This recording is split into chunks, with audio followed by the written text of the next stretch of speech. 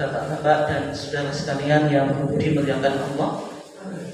Alhamdulillah pada kesempatan ini kita masih dipertemukan oleh Allah Subhanahu wa taala di dalam kajian ketarjian nasismu yang diadakan di PCM Kanor sebagai upaya untuk mencoba mentradisikan kajian ketarjian di lingkungan warga Muhammadiyah.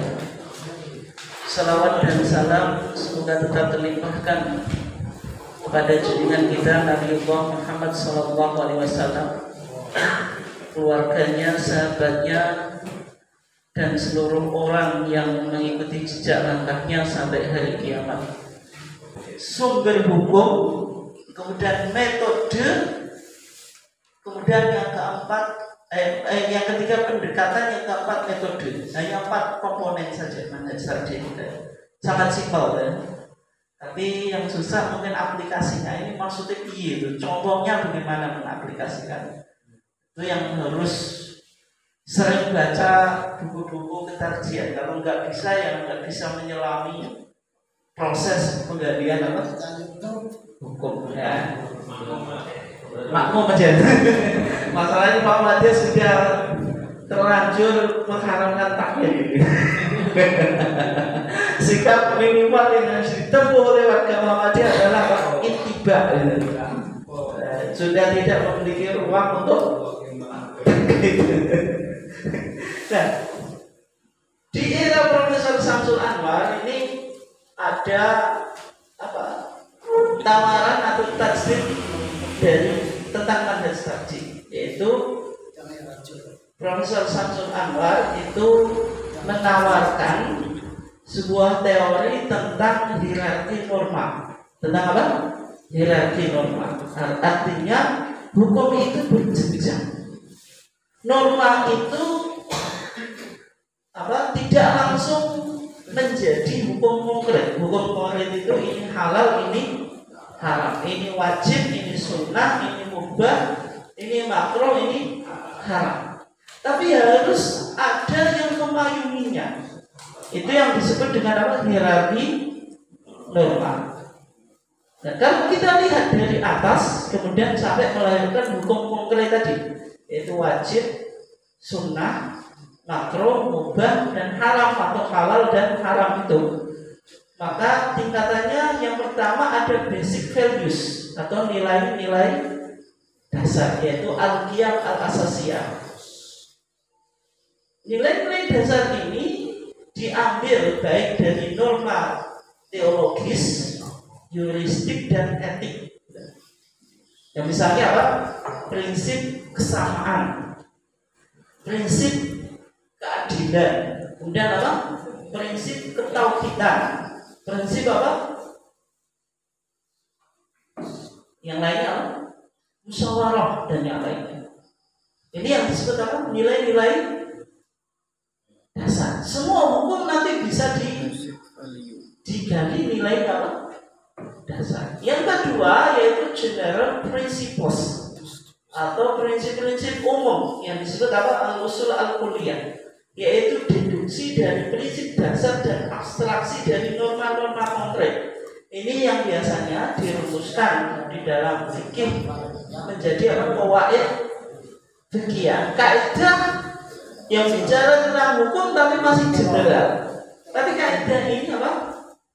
Bisa memayungi beberapa apa? Masalah. Misalnya apa?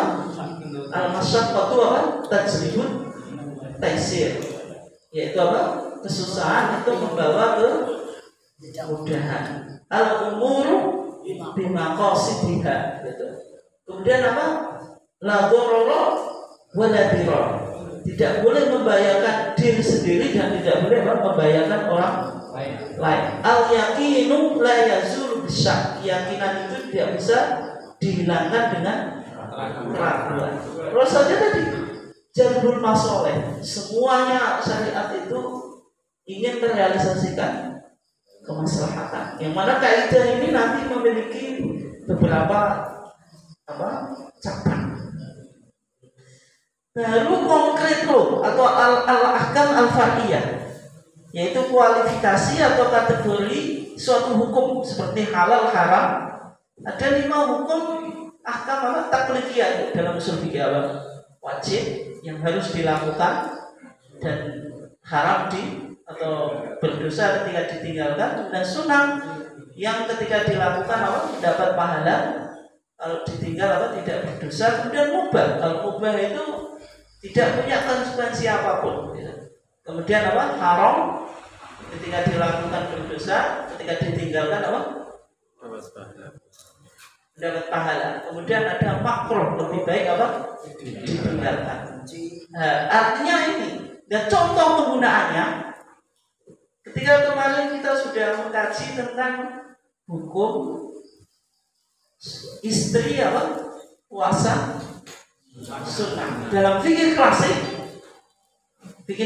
madzhab apapun termasuk dalam madzhab Syafi'i. Misalnya dengan baca Fathul Mu'in, dalam Fathul Mu'in pun ketika istri mau puasa sunnah itu harus minta izin pada suami. Dalam kitab fikih klasik itu alasannya hanya menggunakan satu dalil, dan itu sudah sah. Tapi kan kebenarannya masih probable.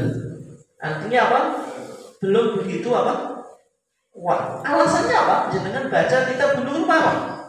Ada hadis yang mengatakan la yahilu lil mar'ati an tasuma wa zawjuha syahidun illa bi'idni. Tidak halal bagi seorang wanita yang istrinya yang suaminya itu ada di rumah berpuasa tanpa izinnya. Yang kedua, hadis Sofwan ibn al-Mu'attal. Sofwan ibn al-Mu'attal ini kan seorang laki-laki ketika istrinya puasa itu dipaksa muka.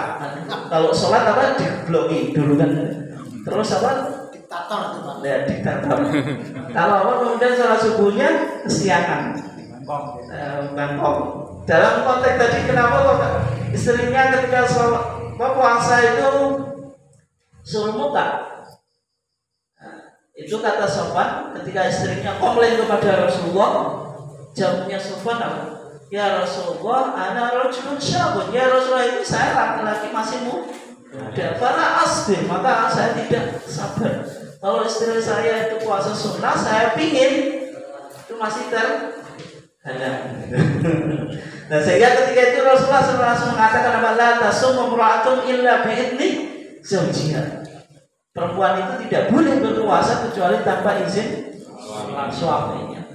Fikih klasik ini sudah punya landasan dalam menentukan norma. Tetapi dinilai dasarnya basic values yang adanya persamaan. Kalau persamaan suami istri dalam ini lebih pada konteks unsur biologis. Artinya pernikahan itu persamaan biologis itu tidak hanya laki-laki yang otoriter atau diktator. Istri pokoknya memenuhi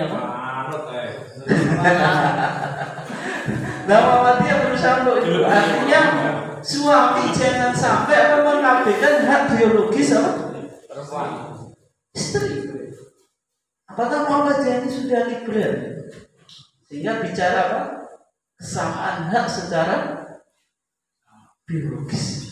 Ternyata kesimpulan Muhammadiyah ini juga diilhami dari hadis juga. Itu hadis Abdullah ibn Amr ibn al-As, seorang laki-laki yang soleh.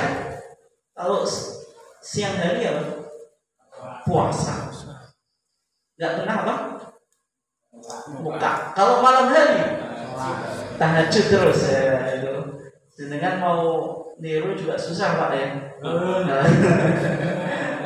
Nah, artinya ini soleh tapi soleh harus kesalahan. Soleh kelewat kenemenan. Soleh apa jenisnya?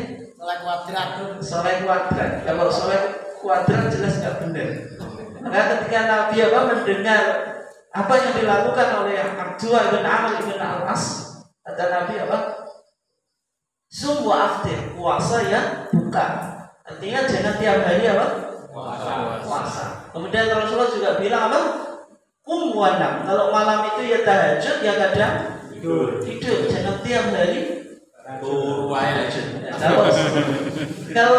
Kalau siang selalu puasa, nanti etos kerja menurun. Istri juga nafkahnya apa? Kurang. Kalau suami tiap hari apa? Tahajud, istrinya gerayang-gerayang yang selalu ketemu apa? Bulik tapi tidak pernah ketemu apa? Bapaknya. Itu. Malah ketika itu Nabi mengatakan apa? Fa inna li jasadika 'alaika haqqan. Fisikmu, jasadmu itu punya apa? Hak.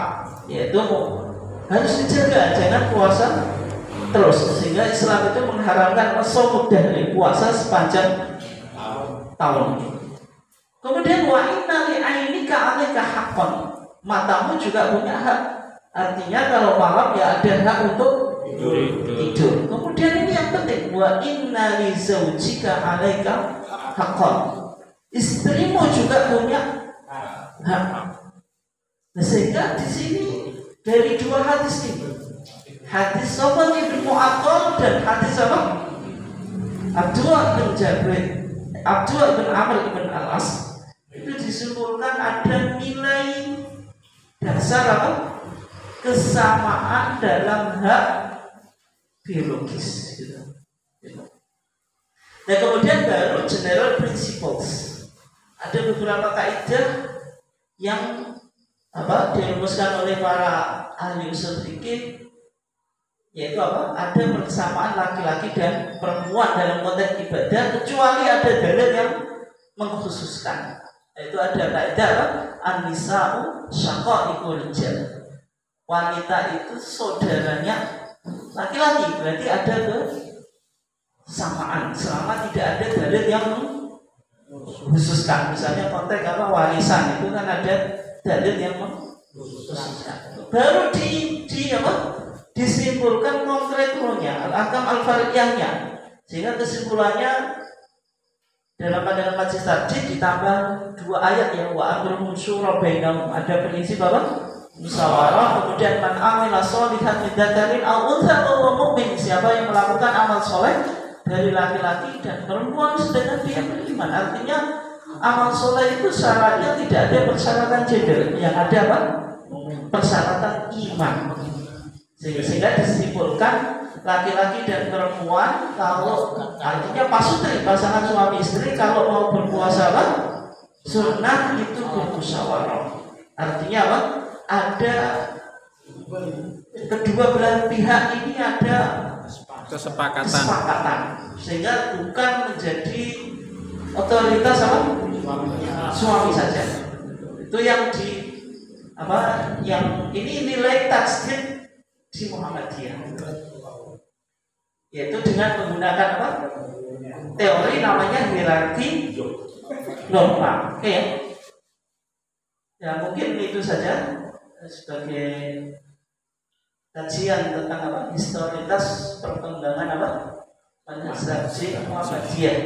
Jadi yang kita akan jadikan acuan yang bukunya yang ini. Ini ada file PDF-nya atau soft kopinya, bisa di-download di internet. Tulis saja Mazhab Muhammadiyah Profesor Dr. Syamsul Anwar. Mungkin demikian, silakan kalau ada yang ingin disampaikan. Monggo, Pak. Terima kasih. Yang pertama, mengapa sebagian umat Islam mengikuti mazhab? Padahal tidak ada perintah baik dari Allah maupun Rasulnya. Dan apa dasarnya bermadzhab itu? Yang kedua, doa setelah mengkubur mayit. Was'alu lahu at-tathbit fa innahu al-ana yus'al. Itu ada doa tertentu atau tidak selama ini? Ya, kita belum tahu. Yang ketiga, zakat fitrah berupa uang itu termasuk kias apa? Makasih, Pak. Uang untuk dimakan.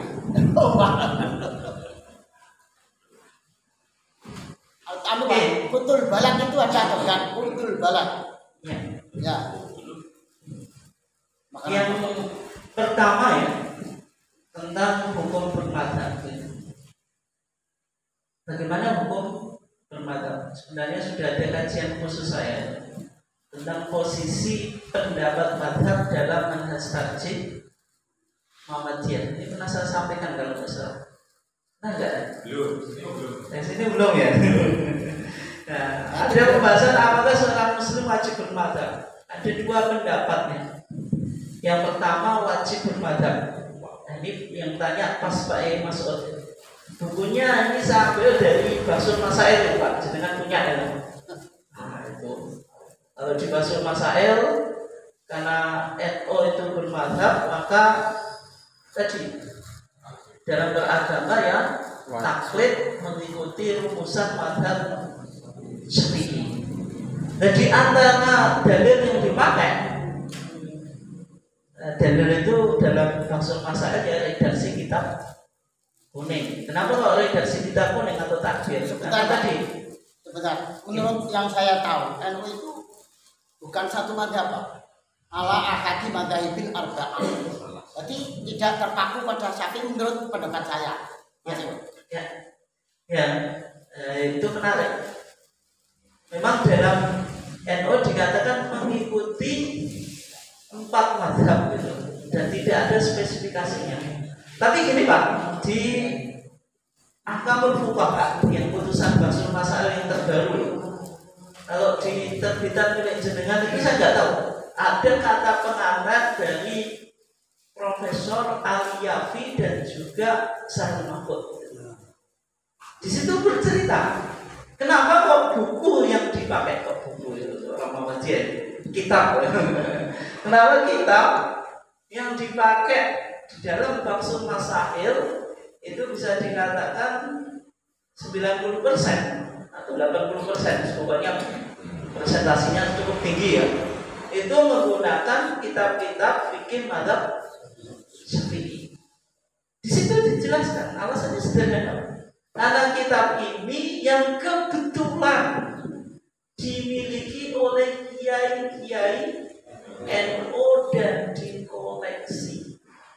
Artinya wajar, karena secara umum yang dikoleksi oleh kiai-kiai tradisional itu kitab-kitab madzhab Syafi'i. Artinya itu yang dibaca.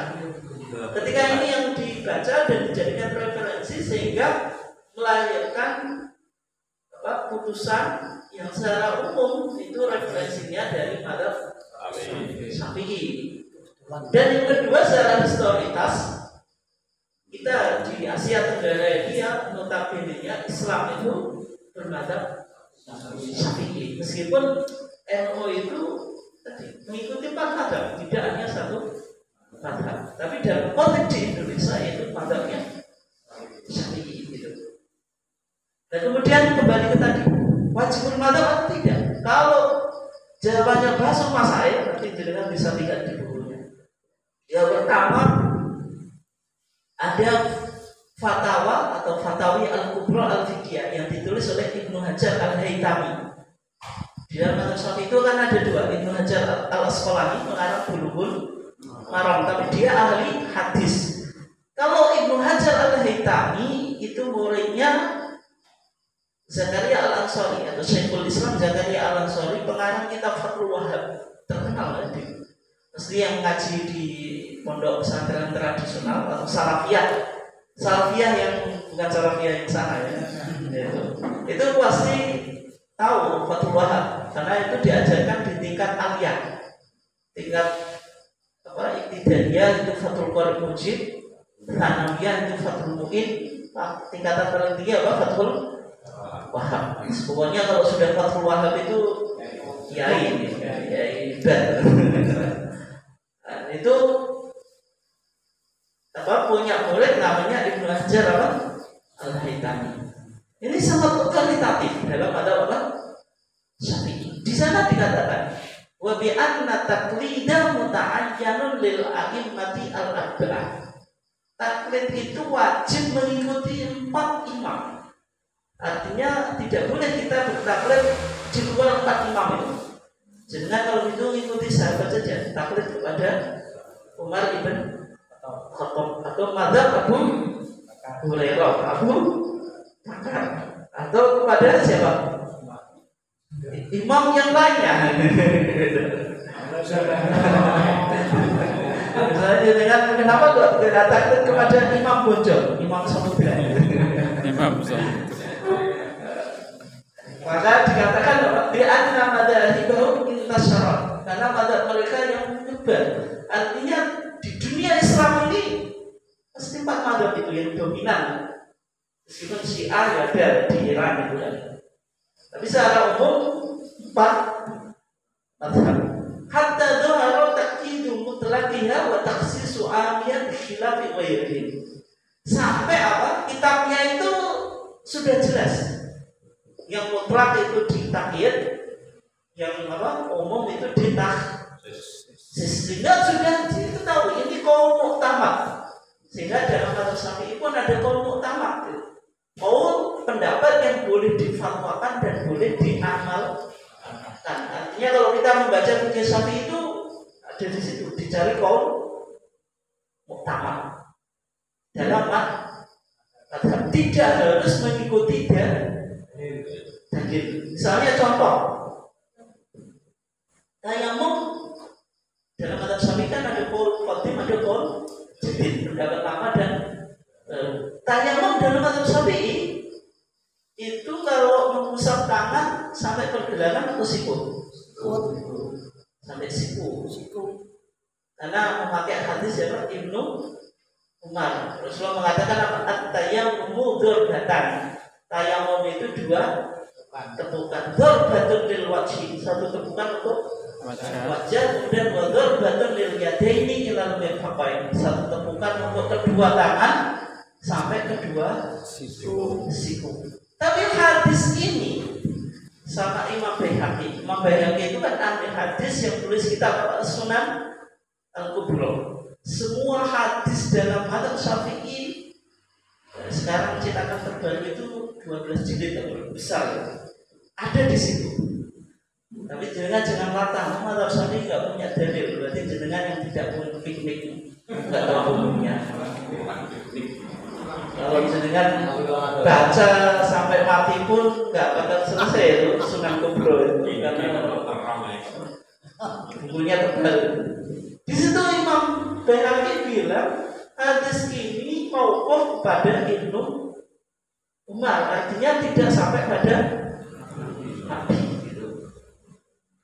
Nah, sedangkan qaul qadim dalam mazhab Syafi'i tayamum itu apa? Sampai apa? Ruswain, pergelangan apa? Tangan atau kafain. Sebagaimana hadis Ammar ibn Yasir yang dipakai oleh KPT kita. Hadis Ammar ibn Yasir itu kan menjelaskan Rasulullah dalam mempraktekkan apa? Tayamum itu 1 tepukan untuk wajah dan kafain, kedua telapak tangan, tapi yang punggung. Begini. 1 tepukan. Kalau menggunakan hadis yang lain kan di Meskipun kita pakai gunting ya tidak nampak. Ditiup. Terus diusapkan ke wajah. Tapi sekali, bukan 2 kali atau 3 kali. Tidak usah maskul makhoin. Dalam wudu di Muhammadiyah itu ada ini. Mengusap apa? Ada maskul makhoin. Itu lah yang nenek tinggal tidur berbuat di sini. Tapi kalau tanya enggak, dengan lakukan malah pendidikan. Dan kemudian apa? Yang kiri mengusap tangan punggung. Kanan punggungnya saja. Ini sudah. Tidak usah dikembalikan. Karena satu tali. Yang sini sudah ditempelkan. Tidak usah gini, sudah gini. Atau apa? Ini udah gini. Itu enggak sekali saja. Cuma apa? Sekali. Kemudian yang tangan itu hadis Ammar ibn Yasir. Nah meskipun demikian, hadis Ammar bin Yasir ini sahih, tidak ada masalah. Sehingga Imam An-Nawawi memilih berdasarkan dalil, tidak mengikuti qaul muktamad. Qaul yang dianggap kuat mengikuti mazhab Syafi'i itu sampai pergelangan tangan, karena yang diamalkan itu apa? Qaul. Artinya itu dalam bermadzhab itu tidak selalu mengikuti dalil yang dianggap apa? Rajih. Oke. Nah kemudian ini Pak, ini yang penting ya. Ketika saya di rumahnya Pak Masud ini dibaca dulu, Pak Masud agak lupa saya, tapi saya dengarkan dulu bukunya di bawah. Masih ingat atau enggak? Lupa Pak Danto. Ya ini di Tanwirul Qulub Muhammad Amin Al-Qurdi. Coba bagaimana yang dikatakan? Wa ma lam yuqallid wahidan minhum. Siapa yang tidak bertaklid kepada seseorang dari mereka, dari empat mazhab. Wa qala, dan dia mengatakan ana a'malu bil kitab wa sunnah. Saya mengikuti atau beramal dengan Al-Qur'an dan sunnah. Mudda'iyan fahmal ahkam minhuma. Dia mengklaim bisa memahami hukum dari Quran dan sunnah. Maka dikatakan fala yuslamu lahu. Pendapat itu tidak bisa diterima. Pendapatnya tadi, klaimnya tadi tidak bisa diterima. Bahkan orang itu apa? Huwa mukhti'un, salah, dzalun, sesat untuk dirinya sendiri, mudhillun, menyesatkan orang lain. Jadi kalau jenengan ditanya, kok melakukan ini? Saya mengikuti Quran dan Sunnah. Seolah jenengan bisa melakukan apa? Istinbat. Jadi jenengan apa? Mukhti', salah, dzalun, sesat untuk dirinya sendiri dan menyesatkan orang lain. Siyama fi hadzal zaman alladhi amma fihi al-fisqu, terutama dalam masa ini yang fasikan itu sudah umum. Wa kathrat fihi da'wa al-batilah, dan banyak di zaman ini apa? Klaim-klaim kebatilan. Kayak ada orang yang kembali pada Quran dan Sunnah, kembali saja salah. Jadi dulu pernah meninggalkan, sekarang kembali. Jangan merujuk kepada Quran dan Sunnah. Berarti dulu mentara Quran, sekarang rujuk. Nah itu klaim kebatilan. Li'annahu istadhara ala a'immatid din. Karena orang tadi merasa lebih tinggi daripada imam-imam agama. Wa waduna, pada realitasnya apa? Tidak sebanding fil ilmi, dalam ilmu, wal adalah, dan keadilan atau integritas, wal intilah, dan apa? Mengetahui dalil-dalil. Artinya tidak ada jalan kecuali apa? Taklid. Kemudian kalau Muhammadiyah ini saya simpulkan singkat saja karena waktunya enggak cukup ya. Intinya semua imam empat itu sepakat idza shahal haditsu fa huwa madhhab. Kalau hadis itu sahih maka itu madhhab. Misalnya Imam Ahmad ini yang menarik, la tuqallid, ini jangan kau taklid kepadaku, wala tuqallid Malikan wala Syafi'i wala Auza'i wala Thawri. Jangan taklid Malik, Syafi'i, Auza'i dan Thawri. Tapi yang dikatakan Imam Ahmad, wa khudh min haitsu akhadhu, ambillah dari mana mereka mengambil. Maksudnya kembali pada Quran dan As-Sunnah. Artinya ketika Muhammadiyah memilih tidak bermadhab, itu justru mengakomodir pandangan-pandangan ulama empat ini dan mengikuti wasiat mereka untuk kembali pada Quran dan Sunnah. Dalam artian Muhammadiyah tidak merendahkan imam empat ini, justru semakin menghormati, karena pendapat mereka itu bisa diakomodir dalam satu masalah. Mungkin dalam sholat saja kan Muhammadiyah bisa jadi semuanya itu apa? Bisa mewakili. Misalnya ketika kita takbir sunni sama dengan madzhab Syafi'i. Ketika kita apa? Doa kita pakai Allahumma baik sama dengan madzhab apa? Hambali. Gitu.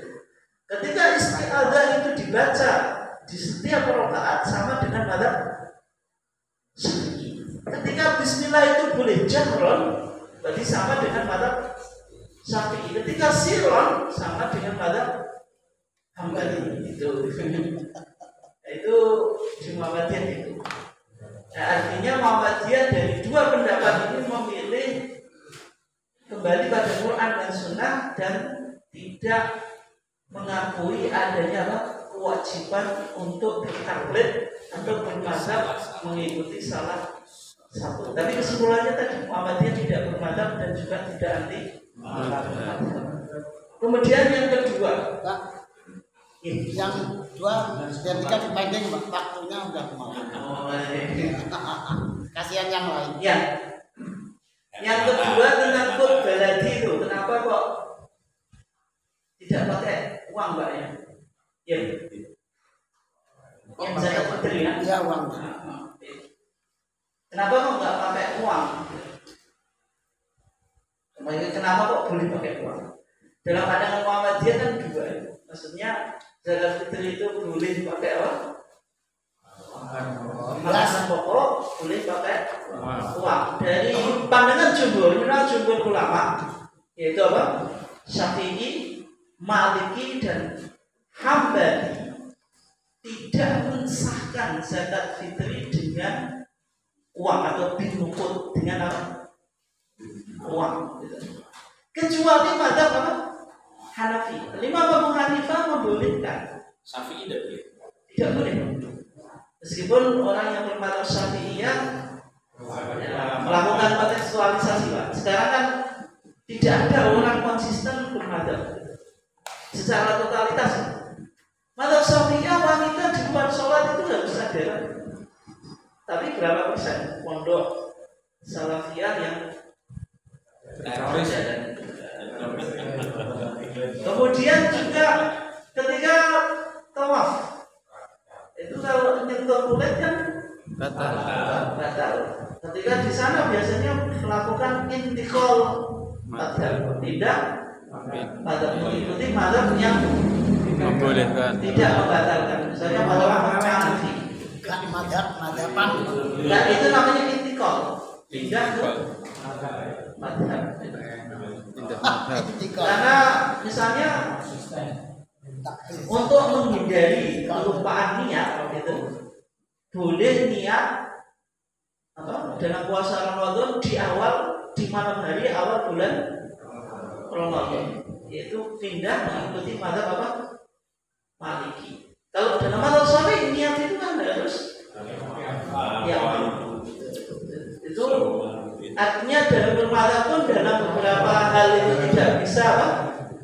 Konsisten, meskipun dalam teori mereka itu diperbolehkan. Dalam kitab Fathul Mu'in itu ada pembahasan apa? Intikal mazhab. Nah di situ kalau tadi dengan kimah tadi dengan uang itu kayaknya mazhab apa?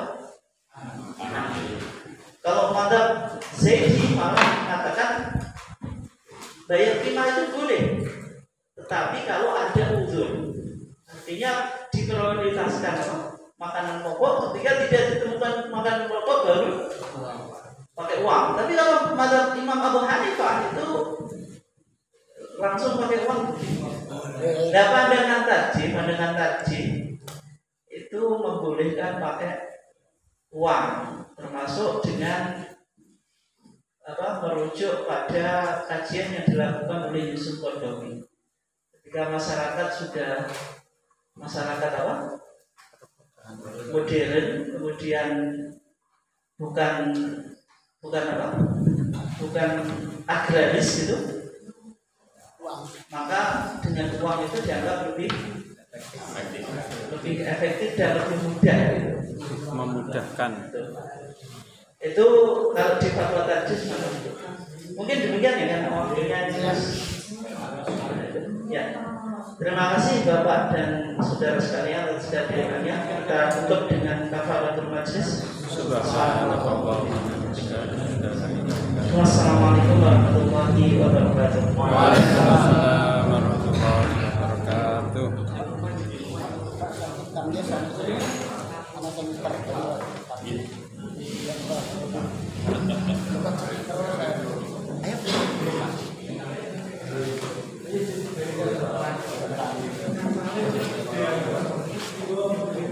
Ayo.